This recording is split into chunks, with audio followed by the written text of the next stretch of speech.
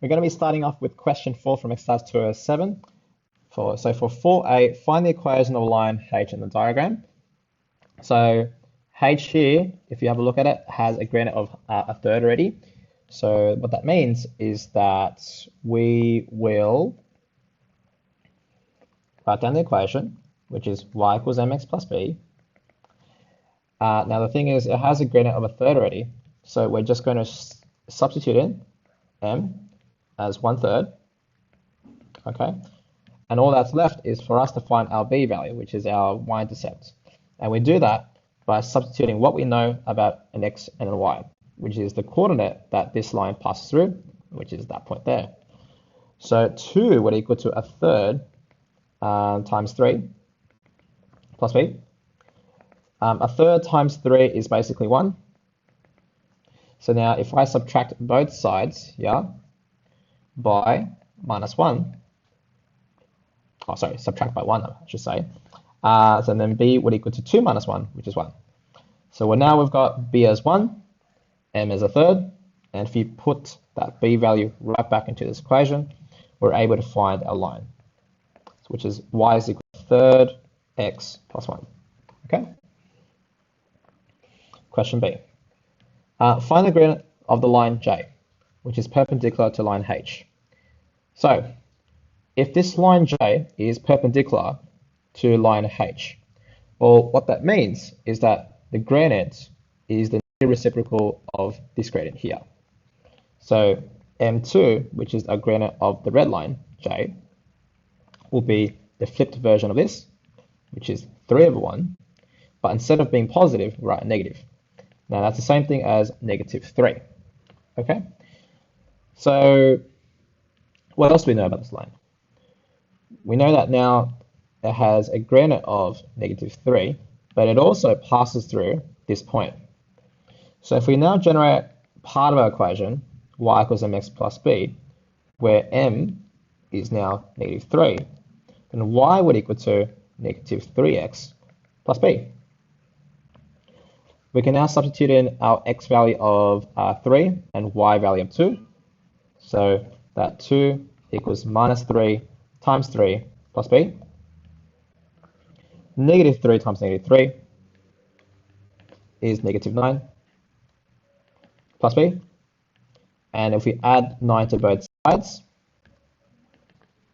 like that, then 2 plus 9 is 11, minus 9 plus 9 cancels, so b is 11.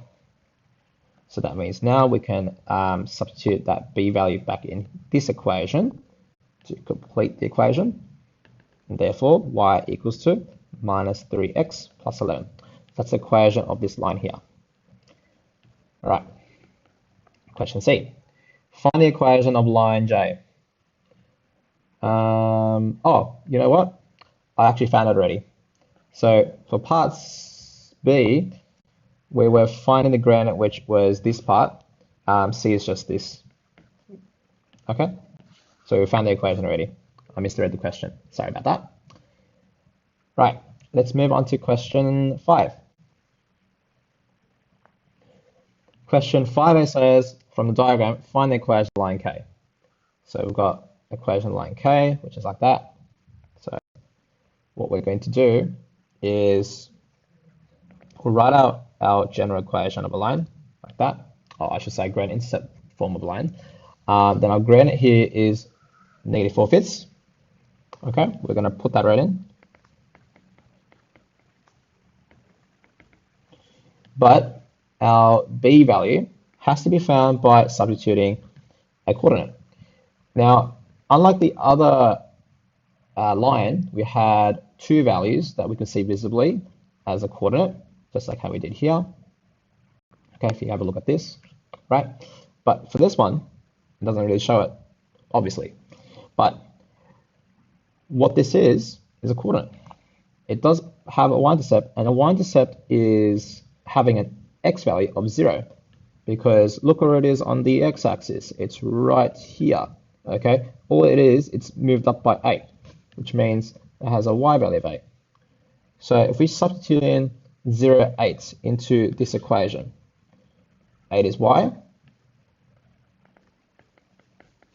And as for the x value, that's number 0. So we now cancel that out because that's just 0. So a equals b. And we can now put that back into the equation so that y equals negative 4/5 of x plus 8. Now for question B, find the coordinates of the point A. So if we've now found out the equation of this red line, okay, I'm just going to write that down. That's y equals negative 4/5 of x plus 8. What we can do here is we can actually find A. To find A, this is what we basically call our x-intercept. Okay. Now for an x-intercept, you know that the y value of this line, okay, of any dots on this line, really, have y being 0, okay, because it hasn't been elevated upwards or downwards. It's right on this line. So this x-intercept has something that is an x value, which we don't know, and a y value of 0. So if you want to find the coordinates of point A, all you have to do is substitute in y equals 0. So we're going to do that. So if we substitute in y equals 0 into this, 0 would equal to negative 4/5 of x plus 8. Now, to solve this equation, we're going to move that negative 4/5 of x over to the other side, and that becomes positive 4/5 of x. That's equal to 8. And to basically solve this equation, we've got to undo this 4 and 5. So this is the same thing as 4 and 5 times x. So if you move this to the other side, it means you have to get the 8 divided by 4 and 5 instead. So 8 divided by 4 and 5 is going to give us 10. Okay, so that means this coordinate here has values of 10, 0, like that. Okay, so we can say A is 10, 0. That's our answer. Now we're ready to do question C. So C says find the gradient of line W. All right. So if I wanted to find the gradient of line W, right, and line W is perpendicular to this red line, as we can see from that 90-degree angle, we get the gradient of this line and find the reciprocal of that as well as its opposite sign.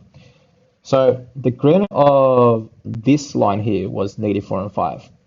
So if you flip that around, then M2 would equal to 5 over 4, given that we change the negative sign to a positive sign also. So that's the gradient of line W. You may also write this as MW like this, M subscript W, where the W is a bit lower than the M. Okay, that means gradient of line W. That's okay as well. Right, find the equation of line W. All right, so we do have line W having a gradient of 5 and 4 now. We do also know that it passes through this point, which is 10, 0. So when we write our equation out, which is y equals mx plus b, I can substitute in m as this first.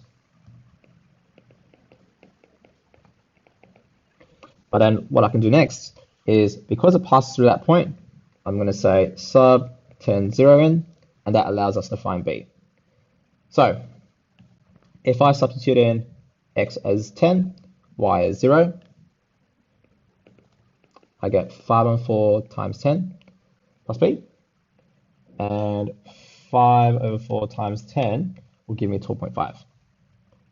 So 0 equals 12.5 plus b, and if I subtract that 12.5 to both sides, okay, then I will get negative 12.5 equals b.